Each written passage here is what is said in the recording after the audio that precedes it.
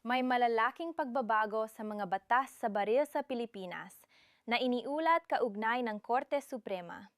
At kung ikaw ay may PAL, maaring maapektuhan ka nito sa 2026 nang hindi mo namamalayan.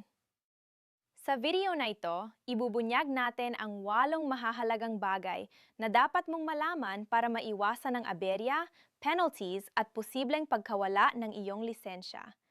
Kaya hanggang dulo ka dapat manood dahil bawat detalye ay maaring kritikal sa iyong proteksyon at karapatan. At kung gusto mo ng mga ganitong malinaw, diretsahan at eksklusibong updates, hindi lang tungkol sa firearms laws, kundi pati na rin sa SSS pension payment updates at mga issue tungkol sa pension crisis sa Pilipinas, huwag kalimutang mag-subscribe na yon.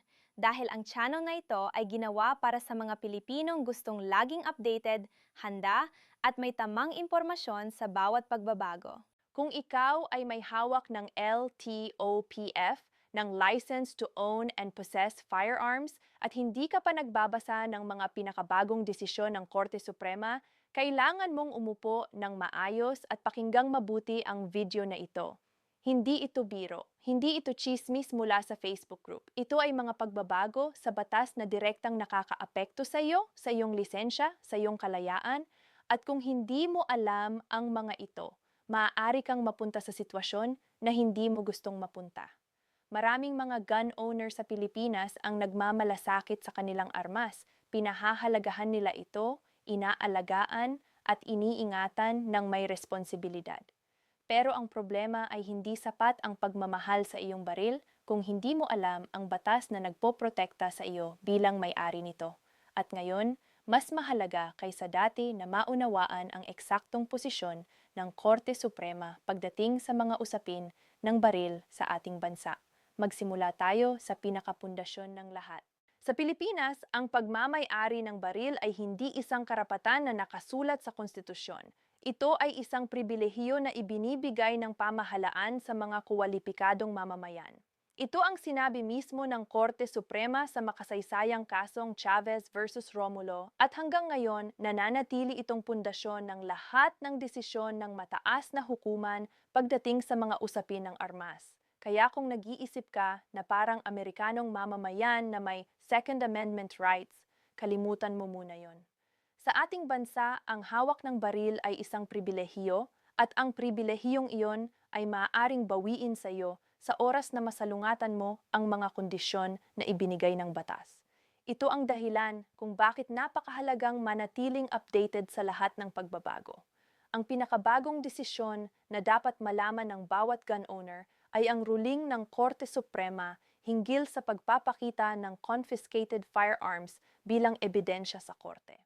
Sa kasong Benjamin Tugado, pinakawalan ng kataas-taasang hukuman ang isang akusadong natagpo ang may hawak ng baril na walang lisensya. At ang dahilan ay nakakagulat, hindi dahil may lisensya siya, hindi dahil pinagtanggol siya ng magaling na abogado. Pinalaya siya dahil may mga pagkakamali sa chain of custody ng ebidensya. Yung aktwal na baril mismo na ginamit laban sa kanya ay hindi mapagkumpirmang iyon talaga ang parehong baril na nakuha sa kanyang tahanan noong araw ng pagkakaaresto. Ang lalagyan kung saan nakalagay ang baril ay may ibang markings kaysa sa orihinal at ang pulis na nag-aresto sa kanya ay nagtanggap na nawasak ang unang lalagyan at hindi niya matiyak kung iyon talaga ang parehong armas. Sa mata ng Korte Suprema, ang ganitong pagkakamali ay naglulikha ng reasonable doubt at dahil dito, pinalaya ang akusado. Ngayon, bakit ito mahalaga sa iyo bilang isang lehitimong may-ari ng LTOPF? Isipin mo ito, kung bukas ay may magreklamo sa iyo o kung dahil sa anumang pagkakataon ay mapaabot ang iyong baril sa kamay ng PNP, ang resulta ng anumang kasong maihain laban sa iyo ay hindi lamang nakasalalay sa katotohanang may lisensya ka. Nakasalalay ito sa kung paano na ipreserba ang ebidensya, kung tama ang chain of custody, at kung malinaw ang lahat ng dokumentasyon. Ang desisyong ito ng Korte Suprema ay nagbibigay ng malinaw na mensahe. Ang proseso ng pagpapalit ng ebidensya, ang dokumentasyon ng pagkakaaresto, at ang tamang pagmamarka ng mga confiscated items ay hindi lamang formalidad. Ito ay mga legal na proteksyon na makakatulong sa iyo o makakasama sa iyo depende sa sitwasyon. Bilang responsableng gun owner, dapat mong malaman ang iyong mga karapatan pagdating sa mga ganitong sitwasyon. Ang pangalawang bagay na kailangan mong malaman ay ang mahigpit na doktrina ng Korte Suprema sa usapin ng constructive possession. Sa kasong People versus Bergante, malinaw na sinabi ng mataas na hukuman na ang pagmamay-ari ng baril na walang lisensya ay isang krimen, kahit hindi mo hawak-hawak ang baril sa oras ng pagkakaaresto. Ang tinatawag na constructive possession ay nangangahulugang kung may baril sa iyong sasakyan, sa iyong bahay, o sa anumang lugar na ikaw lamang ang may access, ikaw ang mananagot nito, kahit wala ka roon noong natuklasan ito. Ngayon, paano ito nakakaapekto sa iyo? Kung ikaw ay may LTOPF at may rehistradong baril, siguraduhing alam mo kung saan eksaktong naroroon ang iyong baril sa lahat ng oras. Kung nagpapahiram ka ng baril sa miyembro ng pamilya o kaibigan, huwag. Hindi iyon basta biro. Ang iyong LTOPF ay lisensya para sa iyo at para sa iyong baril, hindi ito transferable at hindi ito nagbibigay ng karapatang magpahiram ng armas sa iba ng walang tamang dokumentasyon. Ang ikatlong napakahalagang bagay na dapat mong malaman ay ang mga pagbabago sa Authorized User Tag o AUT system. Sa ilalim ng Implementing Rules and Regulations ng RA 10,571, maaari kang mag-designate ng miyembro ng iyong immediate family bilang authorized user ng iyong rehistradong baril. Ngunit may mahahalagang limitasyon. Ang AUT ay valid lamang sa loob ng inyong tinitirhan. Kapag lumabas ng bahay ang iyong asawa o anak na AUT holder na may dalang baril mo, naging illegal na iyon agad. Para magdala ng baril palabas ng bahay, kahit ang authorized user ay kailangan ng sariling permit to carry firearm outside of residence o PTCFOR. Maraming pamilya ang hindi alam ito at maraming kaso ang naihain laban sa mga inosenteng mamamayan dahil sa simpleng pagkakamaling ito. Ang pagmamalasakit sa iyong pamilya ay hindi lamang emotional, kailangan ding isangkot ang tamang legal na proteksyon para sa bawat isa sa kanila na nagtatangkilik ng iyong rehistradong armas. Dito naman natin titingnan ang usapin ng PTCFOR, ang permit na nagpapahintulot sa iyo na magdala ng baril palabas ng iyong bahay o negosyo. Sa ilalim ng Republic Act 11,766 na pinalawak ang validity period ng mga permit kaugnay ng RA 10,500 at 71, ang iyong PTCFOR ay may 2 taon na validity mula sa araw ng pag-aproba. Ngunit huwag magpabaya sa renewal. Ang pagdadala ng baril palabas ng bahay na may expired na PTCFOR kahit may valid na LTOPF ka at may rehistradong baril ay isang separadong kriminal na paglabag. Kailangan mo ring tandaan na ang PTCFOR ay ibinibigay sa may issue na batayan. Ibig sabihin, hindi lahat ng nagpa-apply ay automatikong makakakuha. Kailangan mong mapatunayan na ang iyong buhay ay nasa tunay na panganib o ang iyong propesyon ay nangangailangan ng proteksyon at sa kasalukuyan, mas mahigpit na ang PNP pagdating sa pag-aproba ng mga bagong PTCFOR applications. Kung iniisip mong i-apply, handa kang mag-submit ng Threat Assessment Certificate at iba pang supporting documents. Ngayon, pag-usapan natin ang mga pagbabago sa semi-automatic rifle ownership dahil ito ang isa sa mga pinaka-controversial na updates sa nakalipas na taon.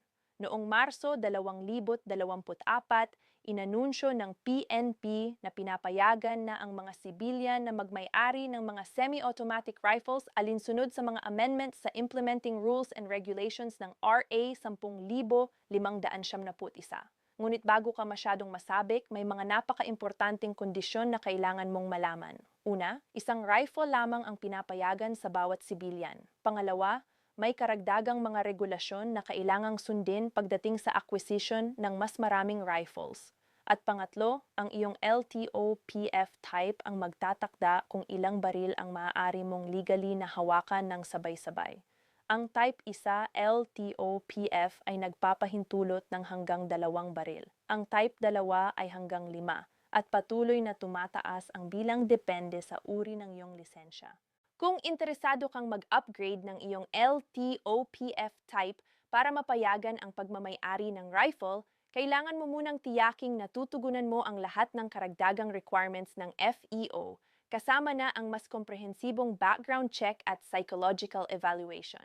Ang ikalimang bagay na dapat mong malaman ay ang bagong guidelines ng Korte Suprema pagdating sa kung paano dapat makita ang baril bilang ebidensya sa mga kaso. Ito ang diretso na implikasyon ng Togado ruling. Nag-issue ang korte ng malinaw na mga patakaran. Una, sa lahat ng kaso ng illegal possession ng baril, ang aktwal na baril na ginamit bilang ebidensya ay kailangang ipakita sa korte, maliban na lamang kung may sapat na dahilan kung bakit hindi ito magagawa. Pangalawa, kailangang malinaw na may establish ang chain of custody mula sa oras ng pagkakuha ng baril hanggang sa araw ng paglilitis. At pangatlo, anumang pagkakamali o inconsistency sa chain of custody ay maaaring magbigay ng reasonable doubt na makakapagpapalaya sa akusado. Para sa mga responsableng gun owner tulad mo, ang ruling na ito ay isang double-edged sword. Sa isang banda, nagbibigay ito ng legal na proteksyon sa mga mamamayan laban sa mga pulis na maaaring magplant ng ebidensya o magtamper ng mga seized items. Sa kabilang banda, nangangailangan ito ng higit pang vigilance mula sa iyong panig. Tiyaking lagi mong naitatago ng maayos ang iyong mga dokumento at nairehistro ang lahat ng iyong baril para kung sakaling magkaroon ng anumang legal na usapin, malinaw na ikaw ang lehitimong may-ari at walang irregularidad sa iyong mga papeles.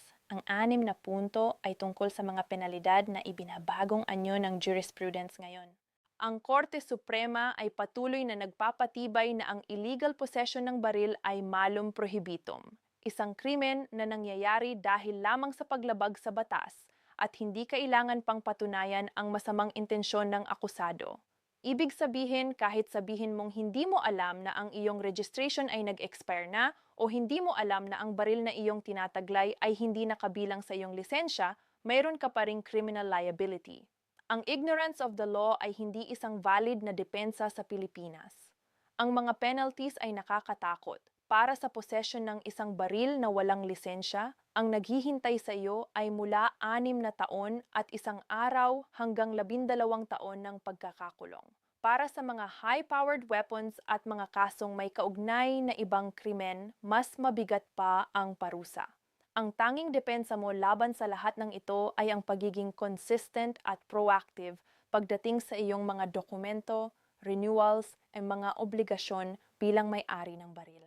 Ang ikapitong punto ay isang bagay na madalas na hindi na ipapaliwanag ng maayos sa mga gun owners.